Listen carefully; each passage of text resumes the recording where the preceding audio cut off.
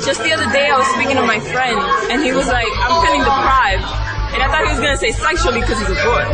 But then he tells me, no, I'm feeling deprived marijuanally. Oh, they say no, but they don't really care what I have to say.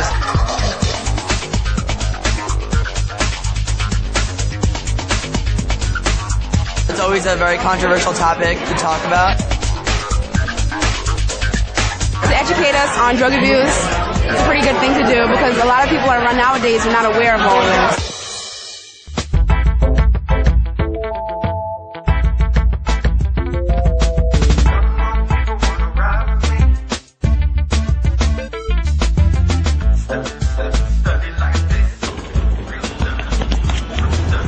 We came here to find out and capture information from kids about drug abuse because we need to know what they're thinking, what they're talking about. They're really smart, they're super smart, they're savvy, but they do also come to us with a lot of myths, and we need to know what those myths are.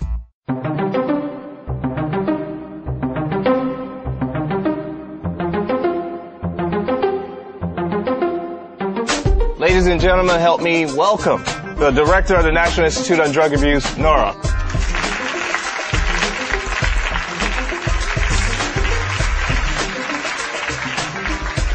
Good morning, and it's a pleasure to be here. And actually, his point about the notion that I can tell you how the teenager brain works is absolutely that. You know what the truth is? I have absolutely no idea how it works. The motivation to do this outreach approach was to try to get the perspective of young kids with respect to drugs, and we found a tremendous amount of interest on adolescents to find more about the science of drugs of abuse. It's really good to have somebody here to talk to us about all these issues because it's happening more frequently than it should be nowadays, so it's good to get informed on the topic. I was having a heated argument with my parents this weekend about how certain drugs have become legal for medical use, so I wanted to learn more about that. Yeah, like marijuana, I don't understand why it's illegal because I heard that you don't get a physical dependence from it. What?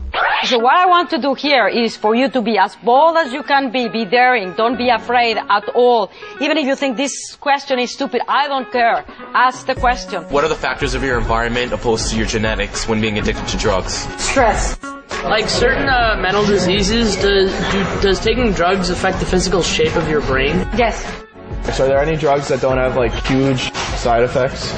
I want to believe that coffee is one of them. Is it possible that someone that's for example, maybe a quick learner or maybe advanced, is that possible that that person could become more likely to be addicted to a drug? Well, we don't really know, and that's actually an interesting question. There are two types of learning. The learning that you learn, for example, at school that says, okay, we're going to test you about drugs at the end of this session.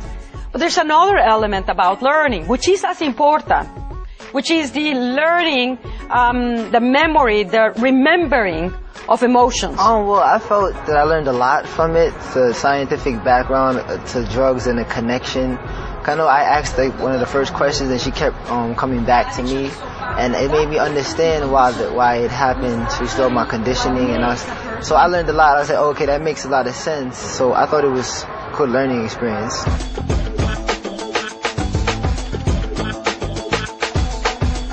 Now we can actually use imaging technologies and look inside the human brain and show that your frontal cortex here, which is the one that allows you to do abstract thinking, is the one that you use when you're doing solving mathematical problems.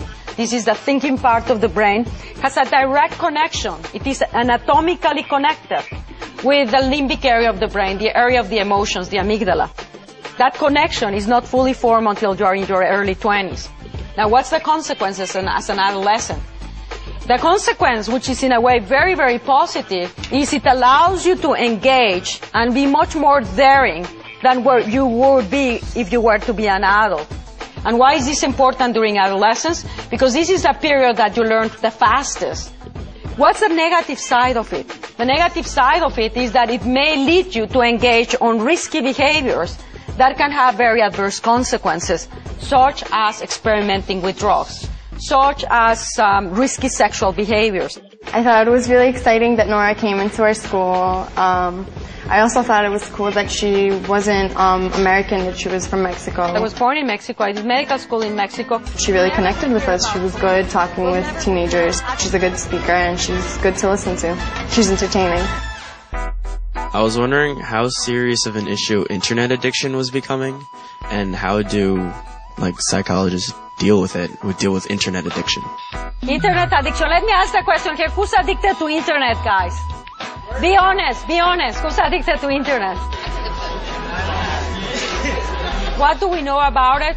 We know very, very little, except that we know that it's an increasing problem and that it definitively can lead to incredibly compulsive behavior at the expense of sleep, at the expense of social interactions, at the expense of many other pleasures. I'm going to point to the person who will ask the question, and you'll have to go. Having NIDA do similar programs in other locations is important. It allows the National Institute on Drug Abuse at the highest level to hear firsthand and understand what the concerns are in the community. And so you have this interactive dialogue going on, and it's real. I've had family members who have died from alcohol and cigarettes, but I've never heard of anybody dying from marijuana. Marijuana at high concentrations can lead to a cardiac arrhythmia.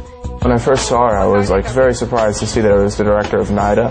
I would never think that somebody that high up would actually come not only to our school but to any school. I think that people listen to her more because they know that she's a pretty well-known person, and then the fact that she came here just to talk to us at a high school, we listen to her more because she really cares. Multiple chemical substances are affected by alcohol. Marijuana, on the other hand, targets the cannabinoid receptor. And so we have cannabinoid receptors all over our brain. So what is their role? Well, they are involved in modulating the pleasure centers of the brain. And that's probably why people take, initially, marijuana, because it will make them feel good. These cannabinoid receptors are also located in memory systems of the brain that allow you to learn. Because these receptors, which are covering these memory centers, are completely taken over by marijuana. So that explains why people that are frequent marijuana users do so poorly at school. Hi, earlier you said that the patient that you had used to gamble, and then once he stopped gambling, he became addicted to cocaine. Are you saying that you can't have more than one addiction at one time? What are the effects of people who have more than one addiction? You can have more than one addiction, yes. And do you have more pleasure? Interestingly, no, not necessarily. It actually appears to be the opposite. Last question. Make it good, make it loud. Does the way you consume marijuana affect the trip? Yes. Okay, thank you. Okay. I'm advertising our scholastic poster. Actually, I like this poster that actually has a neat guide about the negative effects of drugs, actually in terms of, hey, it's going to be out there if you want to play with it. It's all yours. And then, hold 1 second. This is a booklet that actually we generated that brings the science of addiction in a very targeting, in a way that it becomes appealing. So you get this one and you tell us.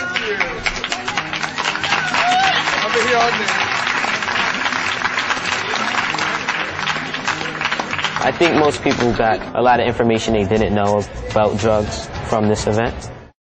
I think it's important that they're trying to incorporate ideas into changing the country to a better place. So I thought this was probably one of the best methods I've ever seen in relation to drug abuse awareness. It was a pleasure speaking with all of you.